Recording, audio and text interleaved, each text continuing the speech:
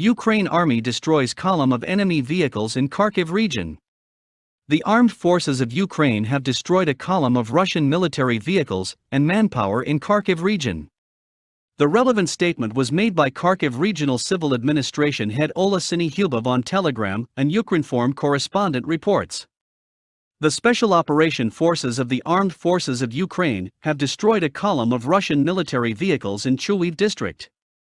According to the data from the defense staff, the destroyed vehicles included tanks, combat vehicles, and refueling vehicles, the report states. The armed forces of Ukraine also neutralized the enemy manpower.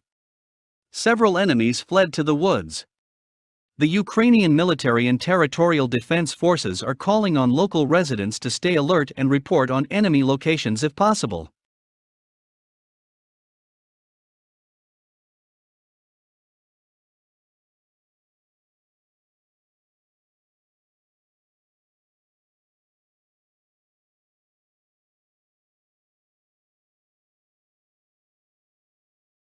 Bulk of Russian forces are 25 kilometers from Kiev. The bulk of Russian ground forces are currently about 25 kilometers, 15.5 miles, from the center of the Ukrainian capital, Kiev, the UK's Ministry of Defense said Saturday in its latest intelligence assessment. Fighting northwest of Kiev continues with the bulk of Russian ground forces now around 25 kilometers from the center of the city, the ministry said. Elements of the large Russian column north of Kiev have dispersed. This is likely to support a Russian attempt to encircle the city. It could also be an attempt by Russia to reduce its vulnerability to Ukrainian counterattacks, which have taken a significant toll on Russian forces, the ministry said. CNN teams in Kiev reported explosions in the early hours of Saturday morning, but it's unclear whether the explosions were Russian or Ukrainian strikes. The other key cities of Kharkiv, Chernihiv, Sumy and Mariupol remain encircled by Russian forces, the ministry added.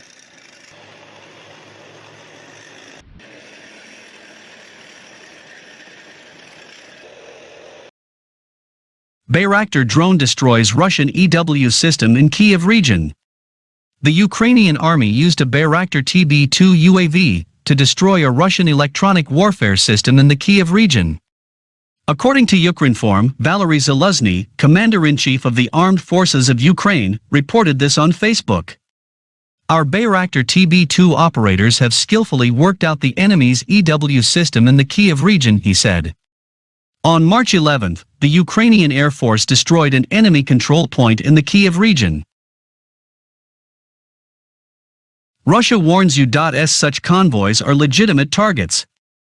Diplomat says any such convoys are legitimate targets. A senior Russian diplomat is warning that Moscow could target Western shipments of military equipment to Ukraine. Speaking Saturday, Deputy Foreign Minister Sergei Ryabkov said that Moscow has warned the U.S. it would see the deliveries of Western weapons to Ukraine as targets. Ryabkov said Russia warned the U.S. that pumping weapons from a number of countries it orchestrates isn't just a dangerous move, it's an action that makes those convoys legitimate targets.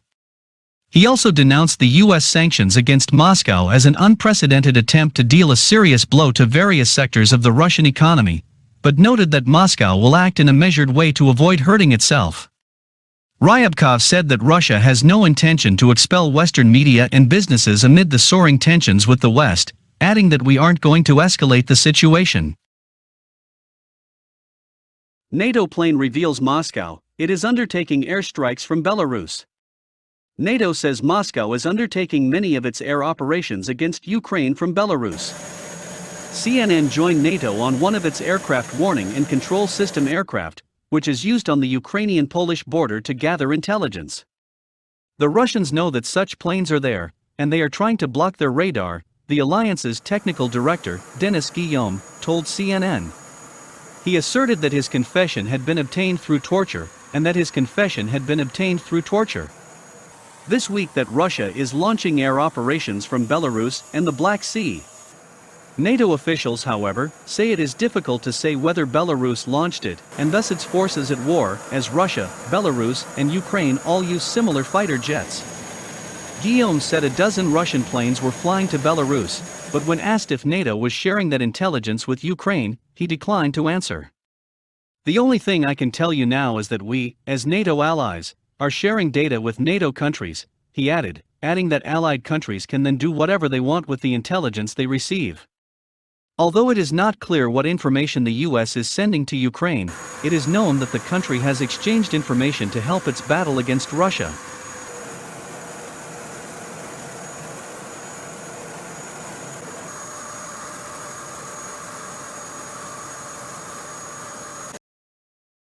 The Ka-52 helicopter crashed in the Rostov region. In the Zernigrad district of the Rostov region, a multi-role Ka-52 attack helicopter crashed. The crew on board did not survive. According to the data presented, the Ka-52 helicopter crashed about 5 kilometers away from the airport runway from where it took off. The circumstances of the event are not known yet, but it is learned that the helicopter has made a planned flight to the southern part of the country. In all likelihood, the technical circumstances have become the cause of the crash, but the exact cause will only become possible after the completion of the investigation. To date, this is the fourth official loss of the Ka-52 helicopter since it was put into service in 2011.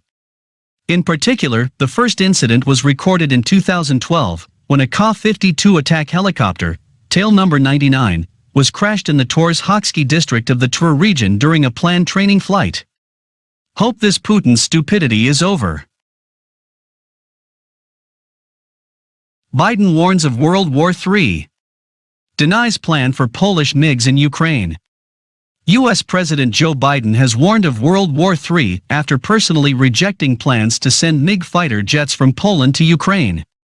The President of the United States said that a direct conflict between Russia and NATO would be catastrophic, adding that he would protect every inch of the alliance if necessary. This comes after Poland offered its 28 Russian-made military aircraft to the U.S., but Biden blocked the offer for fear it would lead to World War III. Earlier in the week, Poland said it was ready to send its 29 MiGs to Ramstein's U.S. base in Germany, making them available to America. Pentagon spokesman John Kirby said this meant the planes would depart from a NATO base and fly over a disputed airspace with Russia. We will continue to consult with Poland and other NATO allies on this issue and the difficult logistical challenges it represents, but we do not believe that Poland's proposal is sustainable, he said.